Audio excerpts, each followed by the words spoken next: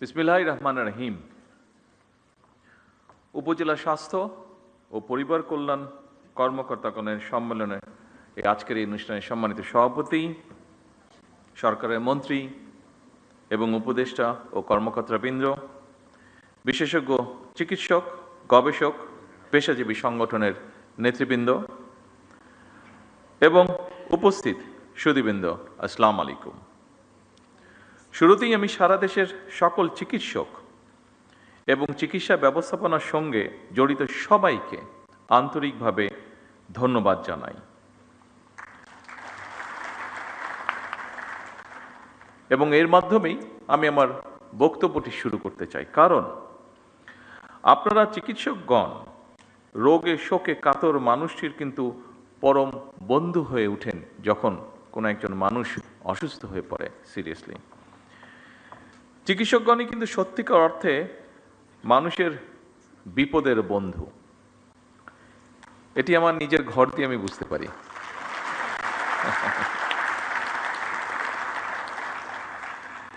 একজন চিকিৎসকের উপদেশ, আন্তরিক ব্যবহার একজন রোগীর কাছে অনেক সময়, অধিকাংশ সময় বলা যায় প্রায় সব সময় কিন্তু ঔষধের মতন কাজ করে।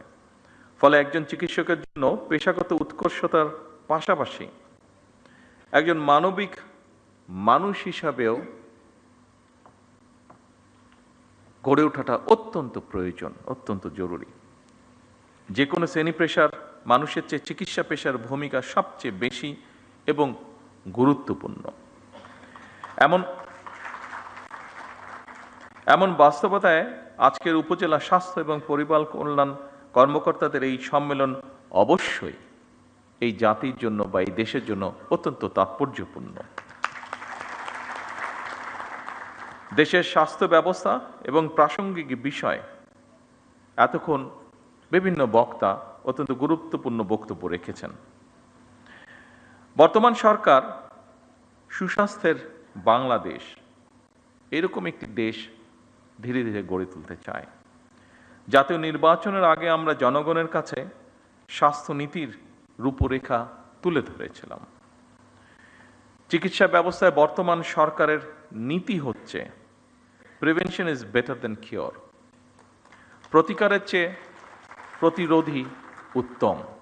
নিশ্চয়ই আপনাদের অভিজ্ঞতার আলোকেও এ কথাটি আপনারা বলবেন। আমরা যদি রোগের শুরুতেই রোগ প্রতিরোধের ব্যবস্থা নিতে পারি, তাহলে রোগের বিস্তার মোকাবেলা অনেক বেটারভাবে সম্ভব। আমাদের এই নীতি বাস্তবায়নে উপজেলা স্বাস্থ্য ও পরিবার কল্যাণ কর্মকর্তাদের ভূমিকা, অর্থাৎ আপনাদের ভূমিকা অনস্বীকারযোগ্য। দুঃখজনক হলেও সত্য, বর্তমানে বিশেষজ্ঞ চিকিৎসক, বিশেষায়িত হাসপাতাল অথবা উন্নত ল্যাব প্রায় সব কিছুই শহর কেন্দ্রিক, কিংবা আরও সুনির্দিষ্টভাবে যদি আমরা বলতে চাই তাহলে অবশ্যই রাজধানী ঢাকা কেন্দ্রিক।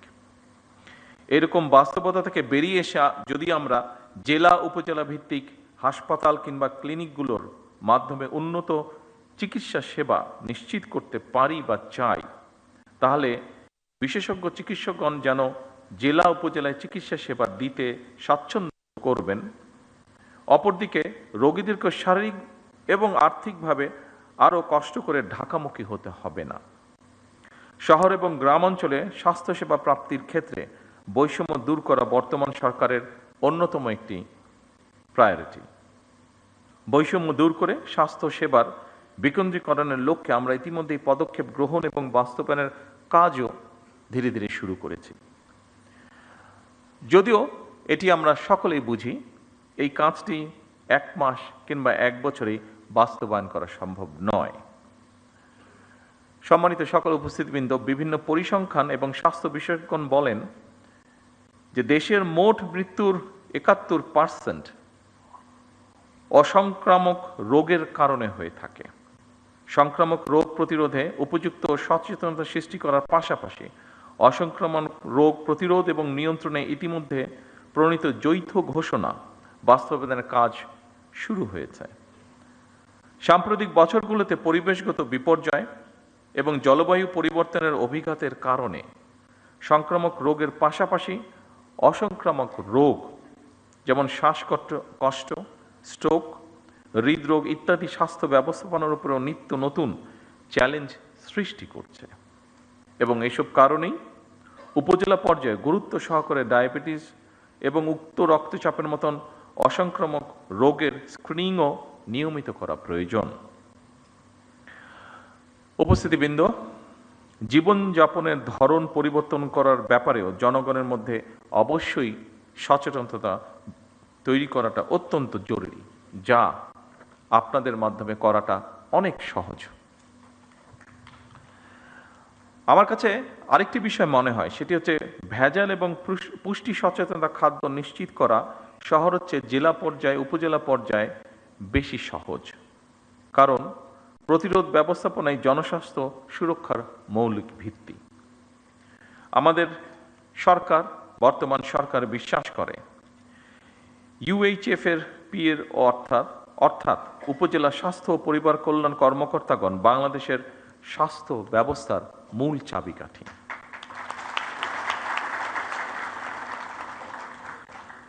মানসম্মত চিকিৎসা ব্যবস্থা বা চিকিৎসা সেবা সাধারণ মানুষের দৌড়গড়ে পৌঁছে দেওয়ার কর্মযজ্ঞে উপজেলা স্বাস্থ্য কর্মকর্তা এবং সদস্যগণ প্রথম সারির যোদ্ধা। হেলথ কেয়ার ম্যানেজমেন্ট এবং হেলথ কেয়ার অ্যাডমিনিস্ট্রেটিভ ম্যানেজমেন্টের একটি অপরটির সঙ্গে অঙ্গাঙ্গিভাবে জড়িত। একজন উপজেলা স্বাস্থ্য ও পরিবার পরিকল্পনা কর্মকর্তাকে নিজ নিজ কর্মস্থলে স্বাস্থ্য ব্যবস্থার পাশাপাশি স্বাস্থ্য সেবা ব্যবস্থাপনার কাজটিও সুচারুভাবে সম্পন্ন করতে হয়, কারণ হেলথ কেয়ার ম্যানেজমেন্ট এবং হেলথ কেয়ার অ্যাডমিনিস্ট্রেটিভ ম্যানেজমেন্ট এই দুটি বিষয়ের মধ্যে সমন্বয় এবং সমন্বয় না হলে স্বাস্থ্য সেবায় নিশ্চয়ই আমরা কাঙ্ক্ষিত সুফল পাব না। স্বাস্থ্য খাতে ওষুধ শিল্প, চিকিৎসা সামগ্রী, স্বাস্থ্য সেবা, মডার্ন হেলথ টেকনোলজি এবং মেডিকেল বায়োটেকনোলজির মতন অনেকগুলো দিক রয়েছে। সেজন্যই দেশের স্বাস্থ্য খাত নিয়ে বিএনপি সরকারের বিস্তারিত পরিকল্পনাও রয়েছে। এরই অংশ হিসেবে বর্তমান সরকার ক্রমান্বয়ে স্বাস্থ্য খাতে জিডিপির 5% বরাদ্দ দেওয়ার পরিকল্পনা গ্রহণ করেছে। উপস্থিতিবৃন্দ, আমি কিন্তু একটি কথা বলেছি ক্রমান্বয়, একবারে এটি সম্ভব না আমাদের পক্ষে, আমরা ক্রমান্বয় করব। প্রসঙ্গক্রমে আমেরিকার একজন বিখ্যাত পুষ্টিবিদ জ্যাক লায়ন, তার একটি কথা এখানে আমি উল্লেখ করতে চাই। তিনি বলেছিলেন, আজকের স্বাস্থ্য সেবা ভবিষ্যতের বিনিয়োগ। এ কারণেই যুক্তরাজ্যের ন্যাশনাল হেলথ সার্ভিস NHS এর জেনারেল প্র্যাকটিশিয়ান জিপির আদলে প্রতিটি উপজেলা এবং পর্যায়ক্রমে প্রতিটি ইউনিয়নে একটি করে প্রাথমিক স্বাস্থ্য সেবা ইউনিট স্থাপন করা যায় কিনা সেটি আমাদের চিন্তাভাবনার মধ্যে রয়েছে। এই স্বাস্থ্যসেবা ইউনিটগুলোর দায়িত্ব পালনের জন্য বর্তমান সরকার ধারাবাহিকভাবে সারা দেশে 1 লক্ষ হেলথ কেয়ার নিয়োগ দেওয়ারও একটি পরিকল্পনা বা সিদ্ধান্ত রয়েছে, এবং এই হেলথ কেয়ারদের 80% হবেন নারী সদস্য। হেলথ কেয়ারগণ মানুষের দোরগোড়ায় গিয়ে জনগণকে প্রাথমিক হেলথ কেয়ার দেওয়ার পাশাপাশি স্বাস্থ্য বিষয়ক প্রয়োজনীয় পরামর্শগুলো তাদেরকে দেবেন। উপস্থিত উপজেলা স্বাস্থ্য ও পরিবার কল্যাণ কর্মকর্তা বৃন্দ, ভবিষ্যতের স্বার্থে যে কোনো মূল্যে আমাদেরকে মা ও শিশুর পূর্ণাঙ্গ স্বাস্থ্য সেবা নিশ্চিত করা অত্যন্ত জরুরি। সকল উপজেলা স্বাস্থ্য কমপ্লেক্সগুলোকে পরিপূর্ণ মাতৃকালীন সেবা, নিরাপদ সন্তান প্রসব, নবজাতক এবং শিশু স্বাস্থ্য সেবার নিরাপদ স্থানে পরিণত করা প্রয়োজন। সারা দেশে শিশুদেরকে হামের টিকা না দেওয়ার ফলে বিগত ইমিডিয়েট দুটি সরকারের জীবন বিনাশী ব্যর্থতা মনে হয় ক্ষমাহীন অপরাধ। ভবিষ্যতে আর কখনোই যাতে এ ধরনের ঘটনার পুনরাবৃত্তি না হয়, বর্তমান সরকার সারা দেশে জরুরি ভিত্তিতে হামের টিকা দিয়ে তড়িৎ ব্যবস্থা নেওয়ায় আল্লাহর রহমতে পরিস্থিতি অবনতি কিছুটা রোধ করা সম্ভব হয়েছে, এবং আমরা দৃঢ়ভাবে বিশ্বাস করি আপনাদের ঐকান্তিক প্রচেষ্টার ফলে এটিকে আমরা রোধ করে নিয়ে আসতে সক্ষম হব ইনশাআল্লাহ। এবং এই জন্য আমরা যেই রোধটি করতে পেরেছি, হঠাৎই সমস্যাটি থেকে শিশুদেরকে রক্ষা করতে পেরেছি, এই জন্য আমি সারা দেশের সকল চিকিৎসক এবং স্বাস্থ্যকর্মী সহ আপনাদের সকলকে সরকারের পক্ষ থেকে আন্তরিক ধন্যবাদ জানাতে চাই। যারা তাদের প্রিয় সন্তানদেরকে হারিয়েছেন, সেই সকল পিতা মাতা এবং স্বজনদের কাছে আমি ব্যক্তিগতভাবে আন্তরিকভাবে দুঃখ প্রকাশ করছি। দেশের প্রতিটি হাসপাতাল ও স্বাস্থ্য কেন্দ্রকে জবাবদিহিতার আওতায় এনে নাগরিক স্বাস্থ্যসেবা নিশ্চিত করা মনে হয় এখন সময়ের একটি দাবি। আমাদের অবশ্যই মনে রাখা প্রয়োজন, স্বাস্থ্য এবং চিকিৎসা সেবা নিশ্চিত করা এটি নাগরিকদের প্রতি রাষ্ট্রের করুণা নয়, বরং সুচিকিৎসা নিশ্চিত করা রাষ্ট্রের কর্তব্য। সুচিকিৎসা পাওয়া নাগরিকদের মৌলিক অধিকার।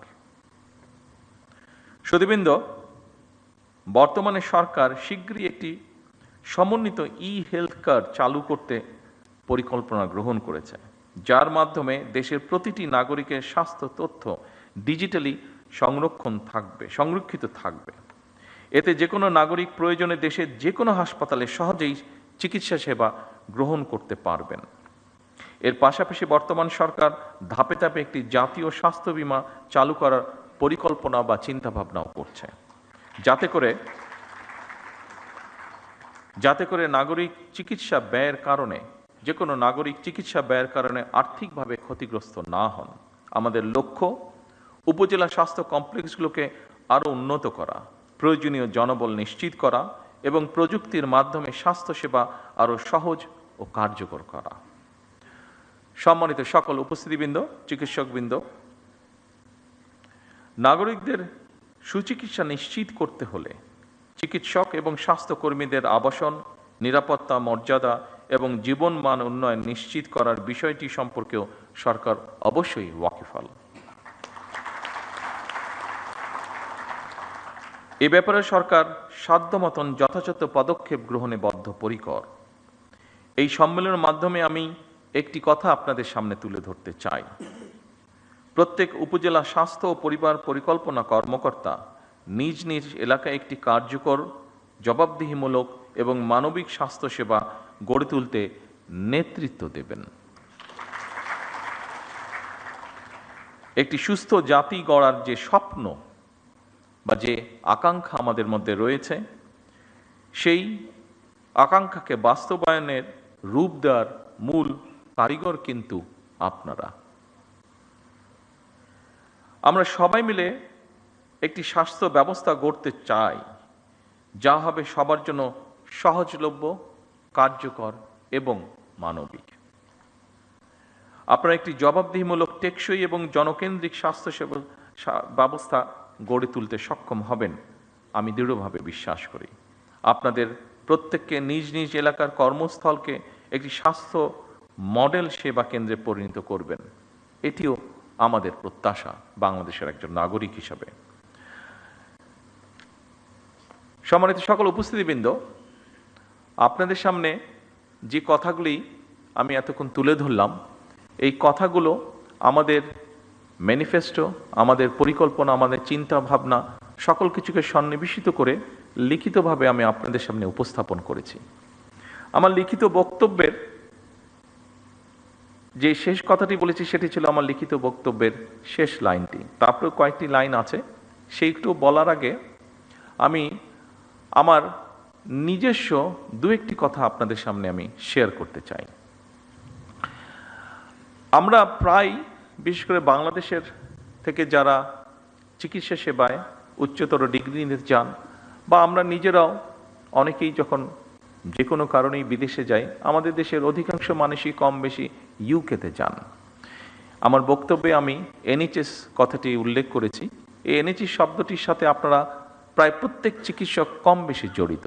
কেউ কেউ হয়তো যাবার সুযোগ হয়েছে যাদের, তারা দেখেছেন ব্রিটেনে তারা এনএইচএস নামক তাদের একটি ব্যবস্থাপনা আছে তাদের হেলথ সার্ভিসে। আর যাদের পক্ষে যাওয়া সম্ভব হয়নি, নিশ্চয়ই আপনারা বইপত্র থেকে অথবা সহকর্মীদের কাছে বিষয়টি সম্পর্কে শুনেছেন। আমি যেভাবে যে কোনো কারণেই হোক, রাজনৈতিক দুর্ভাগ্যবশতই হোক, আমাকে অনেকগুলো বছর ইউকেতে থাকতে হয়েছে। এই এনএইচএসটিকে আমি কাছে থেকে দেখার আমার সুযোগ হয়েছে। আমি এনএইচএসের প্রশংসায় যাচ্ছি না, আমি কিছু বাস্তবতা তুলে ধরার চেষ্টা করছি আপনাদের সামনে। এনএইচএসটি গঠিত হয়েছিল 1948-এ, খুব সম্ভব 5 জুলাই কাজটি শুরু করেছিল তারা। আজকে প্রায় 75 বছর হয়ে গিয়েছে। আপনাদের যাদের পক্ষে সম্ভব হয়েছে, যারা আপনারা ব্রিটেনে গিয়েছেন দেখেছেন, নিশ্চয়ই আপনারা পত্রপত্রিকায় প্রায় দেখেছেন যে 75 বছর হয়ে গেছে এনএইচএস এর মাধ্যমে তারা তাদের দেশের মানুষকে সুবিধা দিচ্ছে। এনএইচএস এর তারপরেও সমস্যা রয়ে গিয়েছে এনএইচএস এর। অবশ্যই ব্রিটেন আমাদের থেকে অনেক ধনী একটি রাষ্ট্র। সেই ধনী রাষ্ট্র তাদের এই মুহূর্তে জনসংখ্যা খুব সম্ভব যতটুকু আমার ধারণা আছে 7 কোটির মতন। সেই এনএইচএস এর মতন একটি প্রতিষ্ঠান যার বয়স হচ্ছে 75 বছর, ব্রিটেনের মতন একটি রাষ্ট্র যার অর্থনৈতিক অবস্থান আমাদের থেকে অনেক বেশি শক্তিশালী, ব্রিটেনের মতন একটি দেশ যার জনসংখ্যা আমাদের 3 ভাগের 1 ভাগ, সেখানেও সরকার এনএইচএসকে চালাতে, এনএইচএস এর মাধ্যমে জনগণকে স্বাস্থ্য সুবিধা দিতে হিমশিম খাচ্ছে। প্রায় বিভিন্ন রকম এনএইচএসকে বাজেট দিতে হবে, এনএইচএস এর বাজেট বাড়াতে হবে, বিভিন্ন রকম সহযোগিতা করতে হবে, এই বিষয়গুলি প্রায় তাদের পত্র পত্রিকা বিভিন্ন আলোচনায় উঠে আসে। আপনারা আজকের এখানে প্রেজেন্টেশনে অনেকগুলো আপনাদের সমস্যার কথা বলেছেন। অবশ্যই সমস্যা থাকবে, কাজ করতে গেলে আপনাদের বিভিন্ন রকম সুবিধা অসুবিধা থাকবে, এবং সেটি সরকারের কাছে তুলে ধরাটাও অবশ্যই সঠিক কাজ আপনারা করেছেন। তবে সকল চিকিৎসকবৃন্দ উপস্থিত সহ আরও যারা এখানে উপস্থিত আছেন, দেখুন আমরা কিন্তু এদেশেই হয়েছি। এখানে আমরা এই হলরুমের মধ্যে যতগুলো মানুষ আজকে আমরা এখানে উপস্থিত আছে, প্রত্যেকটা মানুষ কিন্তু আমরা এই বাংলাদেশে জন্মেছি, প্রত্যেকটা মানুষ আমরা এই বাংলাদেশেই বড় হয়েছি। কাজে এই দেশের রাষ্ট্রের কি অবস্থা, এই দেশের মানুষের কি অবস্থা, আমাদের সমাজের কি অবস্থা, এগুলো আমাদের বোধহয় কাউকে বলে দেবার বা বুঝিয়ে দেবার প্রয়োজন নেই। প্রত্যেকটি জিনিসের সাথে আমরা পরিচিত। সেজন্যই আজকে আমি বলছি না, একবারও আমার অবস্থান থেকে আমি আপনাদেরকে বলছি না যে আপনারা যে সকল সমস্যাগুলো, আপনাদের কাজ করতে গিয়ে যে সকল সমস্যাগুলো আপনারা ফেস করেছেন সেগুলো গভর্নমেন্ট অ্যাড্রেস করবে না বা করতে পারবে না, এরকম কোনো কথা বলছি না। তবে সরকারের পক্ষ থেকে আমি আপনাদের সহযোগিতা চাইছি, আপনাদের সাহায্য চাইছি। আমি কেমন করে? দেখুন, যেই কথাটি আমি বললাম যে আমরা আমাদের দেশের অর্থনৈতিক অবস্থা বলুন, সামাজিক অবস্থা বলুন, প্রত্যেকটি জিনিস সম্পর্কে আমরা জানি, ধারণা আছে। আমি আগেই বলেছি যে এনএইচএস এর মতন একটি প্রতিষ্ঠান যেই দেশে আছে সেই দেশকেও হিমশিম খেতে হচ্ছে সেটিকে সাপোর্ট দেওয়ার জন্য। তাদের থেকে অর্থনৈতিকভাবে আমরা অনেক পিছিয়ে আছি। আর এর মধ্যে কি হয়েছে না হচ্ছে আপনাদেরও কম বেশি ধারণা আছে। আমি সেই বিতর্কে যাচ্ছি না, সেই বিস্তারিত বিবরণেও যাচ্ছি না। আমরা যদি প্রত্যেকে, যেমন যেই প্রেজেন্টেশনটি প্রথম দিকে আমরা দেখেছি একটা বইয়ের বিভিন্ন পাতা, ওই বইটা মনে হয় আপনাদের কাছে আছে, এখানেও আছে, এটা 6 নম্বর পেজে স্বাস্থ্য প্রতিমন্ত্রী সাহেব, আমি ওনাকে তখন বলছিলাম যে আবর্জনার একটি উপজেলা স্বাস্থ্য কমপ্লেক্সের সামনে একটি অ্যাম্বুলেন্স দাঁড়িয়ে আছে এবং সাইডে অনেকগুলো আবর্জনা পড়ে আছে। এটা স্বাস্থ্য প্রতিমন্ত্রী সাহেব উনি বলেছেন যে এই ময়লাটাকে পরিষ্কার করার জন্য খুব বেশি রিসোর্সের প্রয়োজন নাই, এটিকে পরিষ্কার করার জন্য একটি ইচ্ছা শক্তির প্রয়োজন, এটিকে পরিষ্কার রাখার জন্য একটি মন মানসিকতার প্রয়োজন। যেটুক পরিমাণ রিসোর্স সেটিকে ম্যানেজ করার জন্য আছে, মনে হয় আপনারা যদি স্ব প্রতিষ্ঠানের চেষ্টা করেন নিশ্চয়ই সিচুয়েশন কিছুটা হলেও পরিবর্তন করা সম্ভব। আমি যদি আমার পেশেন্টদেরকে শেখাই শুধু এই অসুখে এই ওষুধ খেতে হবে, এই কাজটি করো না তাহলে এই অসুখটি হবে না, এটা বলার পাশাপাশিও আমি যদি তাদেরকে হাইজিন সম্পর্কে একটি কথা বলি, আমি যদি তাদেরকে শিখাই যে ময়লাটি কম করো তাহলেই ময়লা কম হবে, ময়লাটি কম করো তাহলেই ময়লা কম হবে, নিশ্চয়ই আপনাদেরকে আমি বোঝাতে পেরেছি যে আমি চানাচুর খেলাম, কলাটা খেলাম, এখানেই ফেলে দিলাম। এই অভ্যাসটিকে যদি কোনোভাবে আমরা পরিবর্তন করাতে পারি তাহলে ময়লাই তো কম হচ্ছে। আমরা সকলে মিলে যদি চেষ্টা করি, আপনাদেরকে আমি আমার ঘটনা বলি, আমি এটি বোঝানোর জন্য বলছি, অন্য কোনোভাবে দয়া করে নেবেন না ঘটনাটি।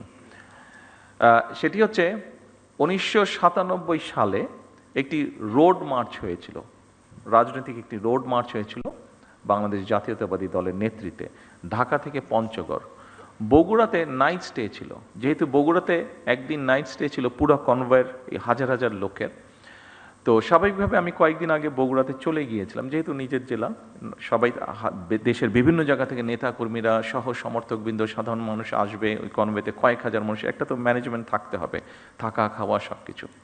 তো আমরা যেখানে বড় একটি স্কুল মাঠে প্যান্ডেল করেছিলাম, তো সেখানে আমরা সবাই এসে পৌঁছতে সন্ধ্যাবে, গরমের দিন, মাসটা মনে নেই, তবে সামার ছিল, গরম ছিল। তো আমরা সকল মানুষ যাতে এসে অন্তত একটু হাত মুখ ধুতে পারে, অজু করতে পারে, গোসল করতে পারে, এরকম একটা ব্যবস্থা রেখেছিলাম। তো স্বাভাবিকভাবে স্কুল মাঠ নিয়েছিলাম, মাঠের মধ্যে যদি পানি পড়ে ন্যাচারালি কাদা হয়ে যাবে, তো আমরা নিচে বালি দিয়ে উপরে ইট জাস্ট বিছিয়ে দিয়েছিলাম। তো ওই কাজটা যাদেরকে দিয়েছিলাম তাদেরকে কাজের ডাইরেকশন সব কিছু দিয়ে আমি অন্য কাজ দেখতে চলে গিয়েছিলাম। এটি সকালের ঘটনা। রাত্রে যখন আমি প্রায় 9টার দিকে আসলাম, এটি আগের দিনের ঘটনা, যেদিন রোড মার্চ আসবে আগের দিনের ঘটনা, 9টার দিকে আসলাম, দেখলাম যে ইটগুলো নিয়ে আসা হয়েছে। যাদেরকে ইটের কথা বলেছে, আমাদেরই এক নেতা ছিল, তার ইটের ভাটা ছিল, সে বলেছে যে আমি ইট দেবো। ঠিক আছে, ভেরি ওয়েল, তাহলে আমাদের ইট আর কিনতে হয়নি। তো আমি এসে দেখলাম যে ইটগুলা এসে ইট ভাটা থেকে এসে এক জায়গায় স্ট্যাক করে রেখে গিয়েছে। তো আমি বললাম যে কী ব্যাপার, এগুলো বিছানো হয়নি কেন? তো তখন আমাকে সবাই বললো যে লেবার যারা আসার কথা ছিল এখনো আসেনি, হয়তো আসবে, তারপরে বিছাবে। তো শুনে আমার মেজাজটা একটু খারাপই হলো।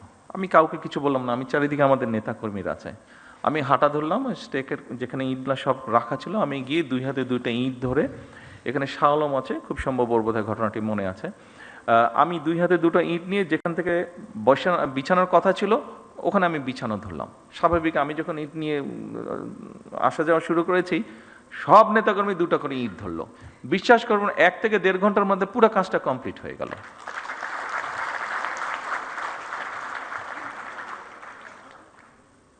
আপনারা যে যেখানে কাজ করছেন, আপনারা সেখানকার নেতৃত্ব, আমি আমার বক্তব্যে বলেছি, কাজে আপনাদের উপরে অনেক কিছু নির্ভর করছে। আমি জানি আপনাদের সমস্যা আছে, আমি একটু আগে বলেছি এনএইচএস তারাও সমস্যার ভিতর দিয়ে যাচ্ছে, কাজে আমাদের যাওয়ারই কথা, তাদের অর্থনৈতিক অবস্থা অনেক শক্তিশালী। কিন্তু আপনারা যদি, এটি আপনার প্রতিষ্ঠান, ওখানে আপনি নেতৃত্ব দিচ্ছেন, আপনি যদি চান, 100% সম্ভব না, বাট অনেক সমস্যার সমাধান করা কিন্তু সম্ভব। চেষ্টা করে দেখুন, আমি দৃঢ়ভাবে বিশ্বাস করি আপনারা পারবেন। আপনারা পারবেন বলেই কিন্তু আপনাদের কাছে এই প্রত্যাশাটা করছি। সরকার একা কিছু পারবে না। সরকারকে যদি আপনারা সহযোগিতা আপনারা করেন, আমাদের প্রত্যেককে এগিয়ে আসতে হবে। দেখুন আজকে ছুটির দিন, আমারও ইচ্ছা করে যে স্বাভাবিক আমার পরিবারের সাথে একটু সময় দিই। গতকাল শুক্রবার ছিল, গতকালকেও রাত্রি 12:30টায় আমি বাসায় ফিরেছি বিভিন্ন কর্মসূচি সেরে। আজকেও আপনাদের এখানে এসেছে, আজকেও আমার বাসায় ফিরতে ওরকমই হবে যতটুকু যেগুলো প্রোগ্রাম আছে। ফলে আজকেও ছুটির দিনেও আমি আমার পরিবারের সাথে থাকতে পারিনি। একই অবস্থা আপনাদের। কিন্তু যে কথাটি আমি বলতে চাচ্ছি, দেশটি তো আমাদের সবার। আমরা সকলে মিলে যদি চেষ্টা করি একটু একটু করে, আমি বলছি না যে আপনারা সবাই একজনই সব করে ফেলবেন, কিন্তু সবাই যদি একটু একটু করে আমরা করি, একটু তো পরিবর্তন নিশ্চয়ই হবে। কেন হবে না? অবশ্যই হতে হবে। অন্য দেশের মানুষ যদি পারে, আমরাও পারব। আমি সংক্ষিপ্ত একটি ঘটনা বলে, এই ঘটনাটি 2 দিন আগের ঘটনা, সংক্ষিপ্ত একটা ঘটনা বলে আমার বক্তব্য শেষ করব, কারণ সময় চলে যাচ্ছে, আপনাদেরও কাজ আছে, যেতে হবে। ঘটনাটি হচ্ছে, আপনাদের একটি নামের সাথে মনে হয় আপনারা সবাই না হলেও বেশ কিছু মানুষ পরিচিত আছেন। ফাতেমা নামে একটি নাম। এই মেয়েটি আমার আম্মার সাথে জেলেও ছিলেন। যেহেতু আম্মা অসুস্থ ছিলেন, ও অনেক বছর ধরে আছে, আমাদের পরিবারের একজন সদস্য হয়ে গিয়েছে সে। তো এখন 2 দিন আগে তার এক আত্মীয়, ওর বাড়ি বরিশালের দিকে, তো 2 দিন আগে তার এক আত্মীয়, আমরা এখানে প্রসূতি মায়ের কথা বলেছি, তার এক আত্মীয় তার এরকম কমপ্লিকেসি দেখা দেবার পরে হাসপাতালে নেওয়া হলো। হাসপাতালে নেওয়ার সাথে বরিশাল হাসপাতালে নেওয়া হলো। বরিশাল হাসপাতালে নেওয়ার সাথে সাথে তারা বললো বিভিন্ন রকম কমপ্লিকেসি, ওখানে ইনকিউবেটর বলতে আপনি পাঠিয়েছেন না একমিশন, তো নেই, তাকে সাথে সাথে ঢাকায় রেফার করা হচ্ছে। কিন্তু আমি যতটুকু শুনছি, আমি তো ডাক্তার না, বাট আমি যতটুকু বাসায় যাওয়ার পরে আমার স্ত্রীর কাছে শুনলাম যে সামান্য বেসিক জিনিসটাও ওখানে দেওয়া সম্ভব হয়নি বা দিচ্ছে না, ঢাকায় সাথে সাথে পাঠিয়ে দিচ্ছে। কিন্তু ফাতেমা স্বাভাবিকভাবে আমার ওয়াইফকে বলেছে, উনিও দু একজনের সাথে কথা বলেছেন, সেই জন্য ফাতেমা সেই আত্মীয় খুব স্বাভাবিকভাবে বেটার চিকিৎসা পেয়ে গিয়েছে। কিন্তু প্রশ্নটি যেটা, সেটা হচ্ছে সবাই তো ফাতেমা না, বা সবাই ফাতেমার আত্মীয় না। ফাতেমার আত্মীয় হয়তো, সে যেহেতু ফাতেমা ছিল সেই জন্য আমার স্ত্রী ঘটনাটি জানতে পেরেছে, স্বাভাবিকভাবে উনি টেক কেয়ার করেছেন। তার আত্মীয়টা বাচ্চাটা হয়েছে বাট অসুস্থ, তারপরেও মোটামুটিভাবে ম্যানেজ করা গিয়েছে, ঢাকায় আর আনতে হয়নি খুব সম্ভবত, যতটুকু আমি জানি। আর সামহাও মিনিস্টার সাহেবও জানার পরে উনিও কিছুটা ইন্টারফেয়ার করেছেন, ফলে এখান থেকে সাথে সাথে একটা মেশিন বোধহয় ছিল না, মেশিনটা বোধহয় পাঠানো হয়েছে, ফলে ওর আত্মীয়র বদলতে অনেকগুলো শিশু এখন সেই সুবিধাটা পাবে, অনেকগুলো শিশু সেই কষ্ট থেকে বা সেই সমস্যা থেকে, সেই বিপদ থেকে বেঁচে যাবে। কিন্তু যেই কথাটি আমি বলতে চাইছি, ওখানে যারা দায়িত্বরত ছিলেন তারা যদি আরও একটু যত্নশীল হতেন, তারা যদি আরও একটু কেয়ারফুল হতেন, তাহলে হয়তো অনেকগুলো সমস্যাকে এড়ানো যেত, সব না হলে অনেকগুলো সমস্যাকে এড়ানো যেত। আপনাদের কাছে আমার অনুরোধ থাকবে, এই দেশের একজন নাগরিক হিসাবে আমাদেরকে সাহায্য করুন, সরকারকে সাহায্য করুন, যেন আমরা কাউকে ফাতেমার আত্মীয় হওয়ার প্রয়োজন হবে না। যে কোনো মানুষ যাতে মিনিমাম হলেও চিকিৎসা সুবিধাটি দিতে পারেন। আর আপনাদের যে সমস্যাগুলো আছে, আপনাদের কাজ করতে গিয়ে যে সমস্যাগুলো আছে আপনারা এখানে উল্লেখ করেছেন, সেই সমস্যাগুলো একবারে আমাদের পক্ষে সমাধান করা সম্ভব না, এটি আপনারাও বুঝতে পারেন। তবে প্রথম যেই সমস্যাটির আপনারা কথা বলেছেন, নিরাপত্তা আপনাদের একটি বিষয়, সে যেটাতে প্রথমেই আপনারা হাততালি দিয়েছেন, আমি জিজ্ঞেস করলাম যে ওটাতে আপনারা হাততালি দেন, খুব সম্ভব 3 নম্বর পয়েন্ট ছিল বোধহয় ওটা। এই 3 নম্বর পয়েন্টটি, এখানে স্বরাষ্ট্রমন্ত্রী সাহেব আছেন, ওনার সাথে আমি আজ না হয় কালকেই স্বাস্থ্যমন্ত্রীকে নিয়ে, প্রতিমন্ত্রীকে নিয়ে এবং সেক্রেটারি সাহেবকে নিয়ে ইমিডিয়েটলি আমি স্বরাষ্ট্রমন্ত্রী সাহেবের সাথে বিষয়টি আলাপ করব।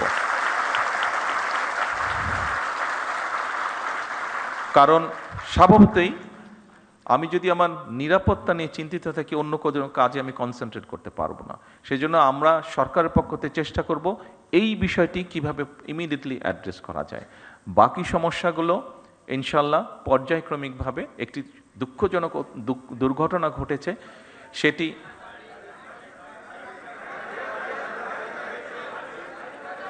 গাড়ি বলছেন না বাড়ি বলছেন?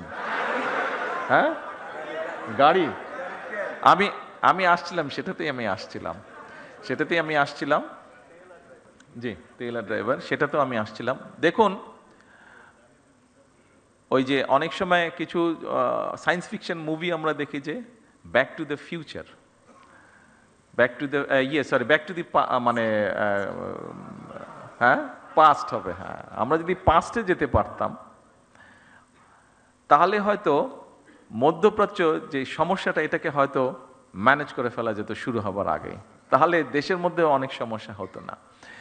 তেলের যেই কিছু কিছু ক্ষেত্রে বিভিন্নভাবে কিছু অসুবিধা হচ্ছে, যেটি আপনারা বলেছেন, অবশ্যই ইট ইজ নিডেড। একটু সময় দিন আমাদেরকে, আমরা যেহেতু পিছন তো যেতে পারবো না, সামনে পিছনে যেই সমস্যাটা তৈরি হয়েছে এটার জন্য আরও সমস্যা তৈরি হয়েছে, আমাদেরকে অতিরিক্ত অনেক বেশি দাম দিয়ে দেশের মানুষ যাতে স্বাভাবিকভাবে সব কিছু রাখতে পারে, আমাদের যেরকম ভর্তুকির পরিমাণ বাড়াতে হয়েছে জ্বালানিতে, একইভাবে ইন্টারন্যাশনাল মার্কেট থেকে $2 বিলিয়নেরও বেশি ডলার দিয়ে আমাদেরকে ইমিডিয়েট তেল ক্রয় করতে হয়েছে। তার ফলে সরকারের বা জনগণের অনেকগুলো অর্থ খরচ হয়ে গিয়েছে।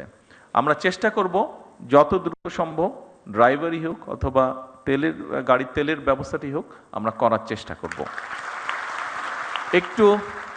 একটু সময় দিতে হবে আমাদেরকে, একটু সময় লাগবে, পুরো জিনিসটা ম্যানেজ করার জন্য একটু সময় লাগবে। আপনারা একটু ধৈর্য ধরেন, ইনশাল্লাহ বাকিগুলো ধীরে ধীরে আমরা করব। তবে নিরাপত্তার বিষয়টি আমরা ইনশাল্লাহ ইমিডিয়েটলি দেখব। সকল চিকিৎসকবৃন্দ, বক্তব্য শেষ করার আগে দিয়ে আবারও আমি আপনাদের কাছে সহযোগিতা চেয়ে যাচ্ছি। সরকারকে দয়া করে, সরকারকে বাদ দেন, আপনি মানুষকে সহায়তা করুন, মানুষকে সহযোগিতা করুন, মানুষকে হেল্প করুন। কারণ সে আপনারই কেউ না কেউ, সে আপনারই একজন, সে আপনার এই সমাজের একজন সদস্য, সে আপনার এই দেশের একজন নাগরিক। আসুন আমরা যেহেতু এখানে আমরা যারা উপস্থিত আছি, এই ঘরে যে কজন মানুষ আমরা উপস্থিত আছে, আমরা কোনো না কোনোভাবে কিন্তু প্রিভিলেজড, কেউ কম কেউ বেশি, কিন্তু প্রত্যেকে প্রিভিলেজ, কেউ না বলতে পারবেন না, কিন্তু কোনো না কোনোভাবে প্রত্যেকে কিন্তু প্রিভিলেজড। বাংলাদেশের অধিকাংশ মানুষ, অধিকাংশ নাগরিক কিন্তু নট প্রিভিলেজড। আসুন যারা নট প্রিভিলেজড, আমরা অল্প সংখ্যক মানুষ যারা প্রিভিলেজড আছি, চেষ্টা করি কিভাবে নট প্রিভিলেজদেরকে কিছুটা সহযোগিতা করতে, কিছুটা সাহায্য করতে, কিছুটা তাদের কষ্ট লাঘব করতে। আমি বিশ্বাস করি যে কথাগুলো, যে অনুরোধগুলো আপনাদের সামনে আমি করেছি, আমরা সকলে মিলে চেষ্টা করলে নিশ্চয়ই অবস্থার পরিবর্তন করতে সক্ষম হব।